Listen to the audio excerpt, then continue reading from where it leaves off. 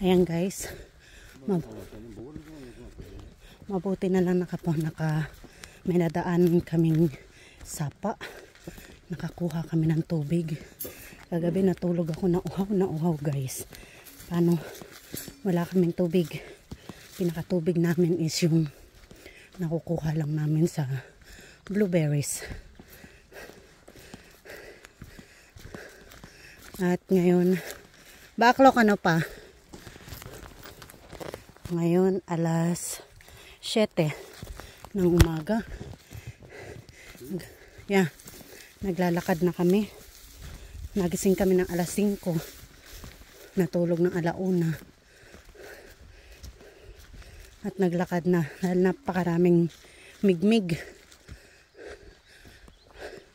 na kumakagat, pumapasok sa tenga mo, sa mata mo, sa ilong mo.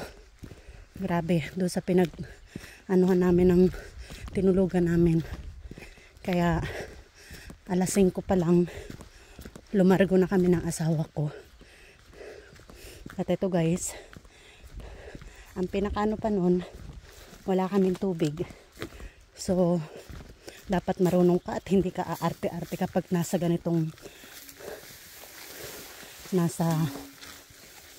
kabundukan ka. So ang pinakapagkain lang namin guys is blueberry. May pagkain naman kami guys. Pwede kami magluto. Pero wala nga tubig. Imagine, natulog ka na, tuyong-tuyo yung lalamunan mo. May konti naman tubig pero isinave namin yun para sa pangkape namin. At yung kinape namin wala pa, hindi pa napuno yung isang tasa. So ayun, nag-almusal kami. Almusal namin blueberries. Hanggang ngayon, kapag kami nauuhaw or nagugutom, marami naman nadadaanan na maraming blueberries, kukuha ka lang. May mga nakuha ako guys na mushroom kagabi ay kahapon, pero hindi pa namin niluluto kasi sabi ko sa asawa ko, lutuin namin, ihalo sa chorizo na nabili namin. May dala kaming chorizo, may mashed potato, may noodles. So ang ano lang talaga namin is tubig. Wala kaming tubig. Damir har.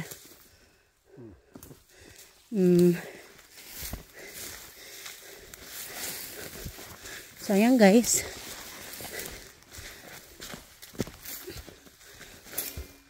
Pero walang ano, tignan nyo guys. Wala kang makitang tao. Wala kang makitang ano, maliban lang sa kakahuyan at huni ng mga ibon. Malayo-layo pa guys ang blueberry. Pang laban sa gutom at uhaw. Yan guys. Biho yaho per biha pusa yo suya kan lagit tiya. Blueberry tiya. Eller soft. Pwede kami magawa ng blueberry tea or juice. Yan guys. Ayan ang pagkain namin simula kaninang pagising namin.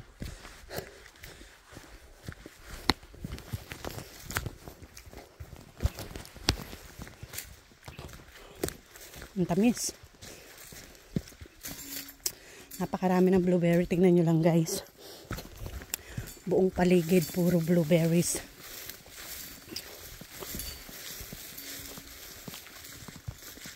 Wild blueberries.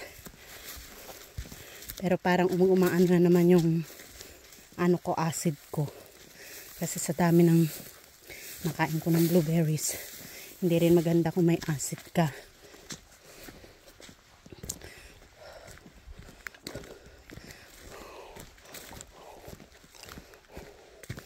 Or mataas ang acid mo. Ayan o guys, so puro blueberries.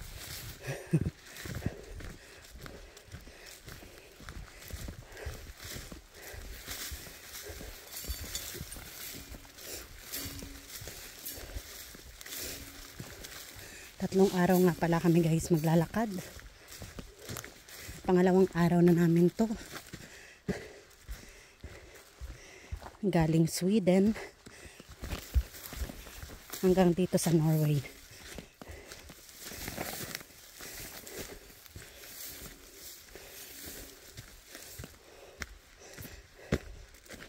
Nilakad namin ang galing kami Sweden, dumating kami sa Norway, bali 2 oras sa boundary ng Norway at Sweden.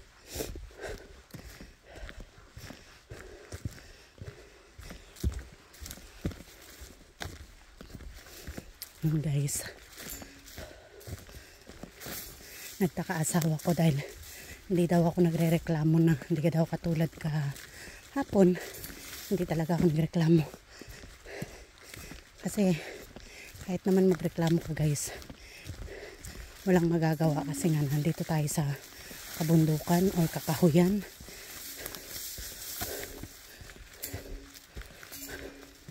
Ang ginawa ko guys, nag-i-enjoy ako guys sa tanawin. Tignan nyo ang tanawin, oh. Napakaganda, diba? Oh. Yan nga pala guys, para alam mo kung saan nandaan. Ayan, may tatak.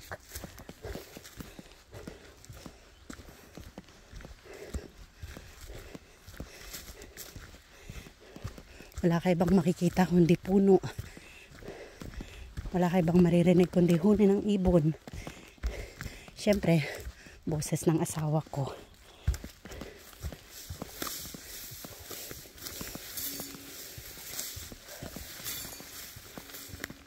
Malayo-layo na rin, 2 bundok na rin yung inakyat namin. Then bumaba kami. Diba? Hindi naman as in na bundok, talagang napakataas.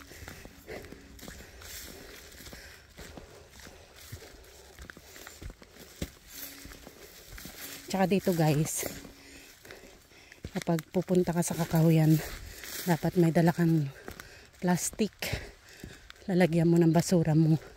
Bawal magtapo ng basura sa kakahuyan. Iyon ang maganda dito sa Norway. Talagang mga tao dito antimano, kahit na hindi pa kanilang basura yan, kung makita mo pulutin mo.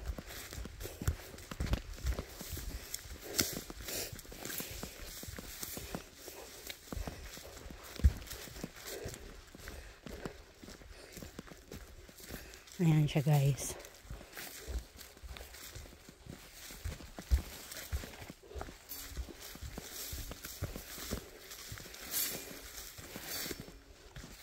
Sana panoorin nyo ng tapos yung video ko guys, para kumita naman tayo sa kay Meta World at para maibigay natin sa mga humihingi ng tulong sa atin. Meron na naman humingi ng tulong sa akin, pero talagang pasensya na talaga kasi ngayon gipit din ako. Kaya nga hindi kami nakapagbakasyon, 'di ba? Dapat pupunta kami ng North Norway. Hindi kami nakapagbakasyon kasi nagipit nga ako, nagipit kami sa pera. So, pasensya na guys. Pasensya na sa mga humihingi ng tulong, nagsisend sa akin ng message. Hindi ako madamot guys, basta meron lang.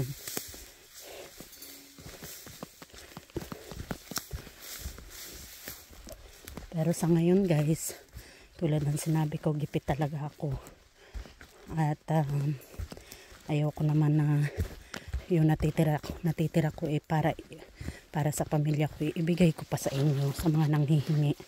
Dapat 'di ba unahin ko rin dapat sarili kong pamilya. Lalo na magka-college na yun, isa kong pamangkin. So,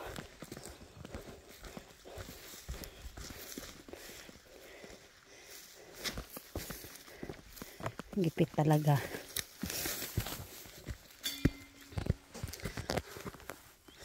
Uwi! Agay! Burabayan no. Where do we go? Sa Bolbo.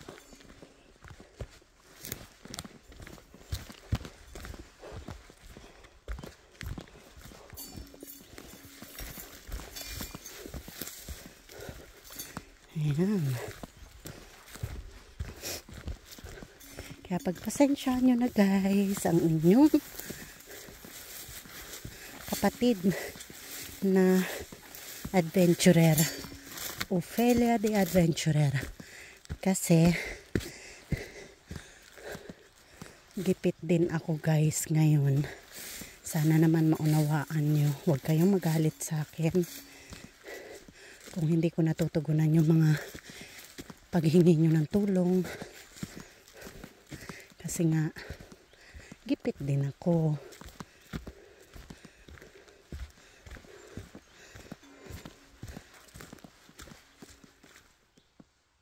May bek, papa.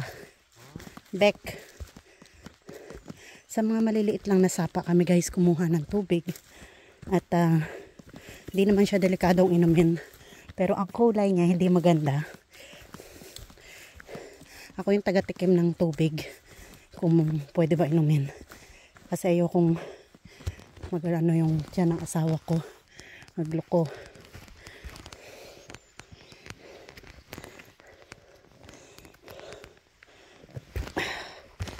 Ayan.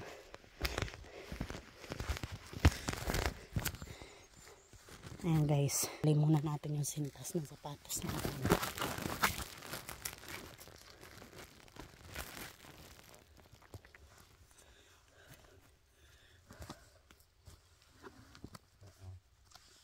Bada, bada porsikta da.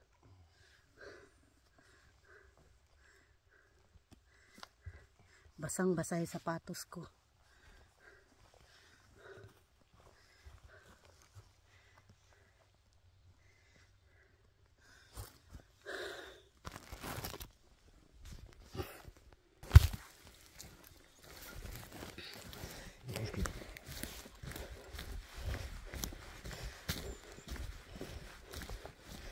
Sebek.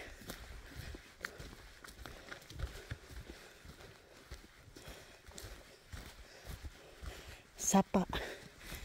Diyan kami kumuha ng tubig guys sa ganyan. Para lang makainom. Tatawid na naman tayo dito. Mamamangka si Manang. Ayoko tumawid dyan. Bahala oroy. Tagak pa lang ta.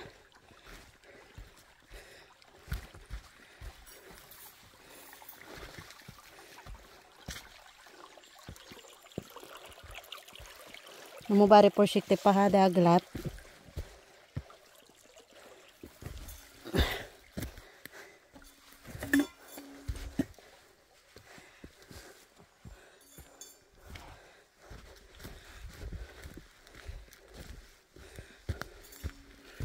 Ayan, pinaganuhan guys ng baboy ramo. Oh. Wild pig.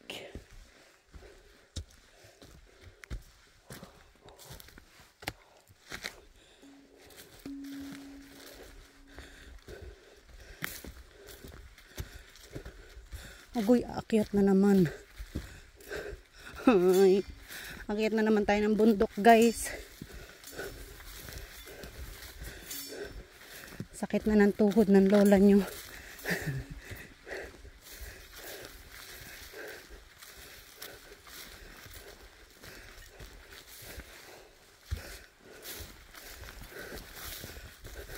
Masakit yung tuhod ko kapag ganitong pagka ganyang paakyat at pababa.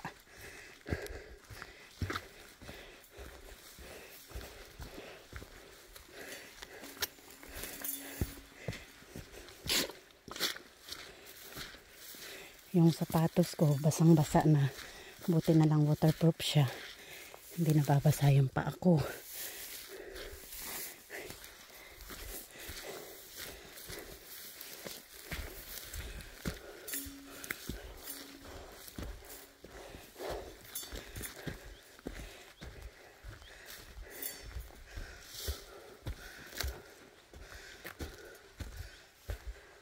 Kala ko paakyat eh. Wow, mali pala.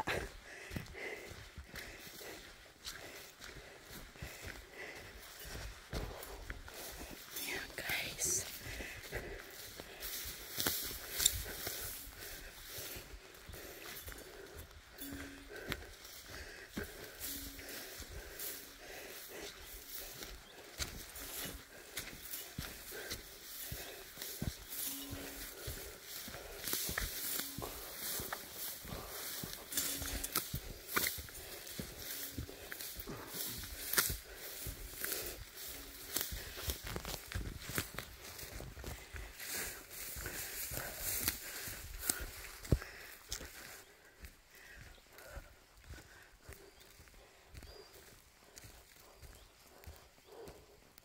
Ay, paakyat jud ay.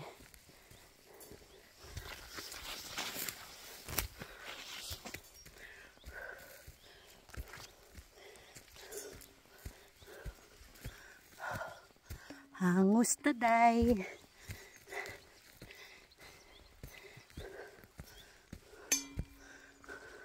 Ganda guys oh. Tingnan niyo yung view. Ganda.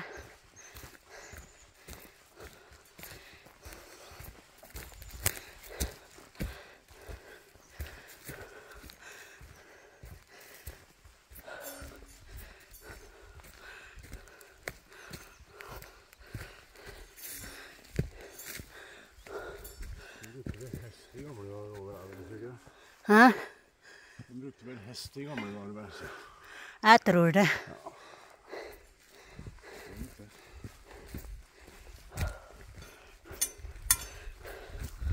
Walking, walking.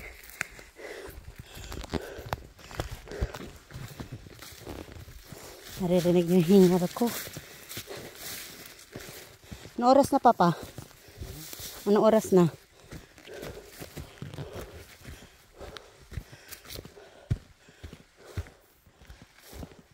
Ang ganda dun, oh.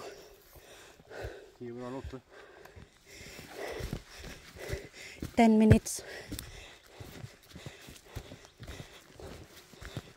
No.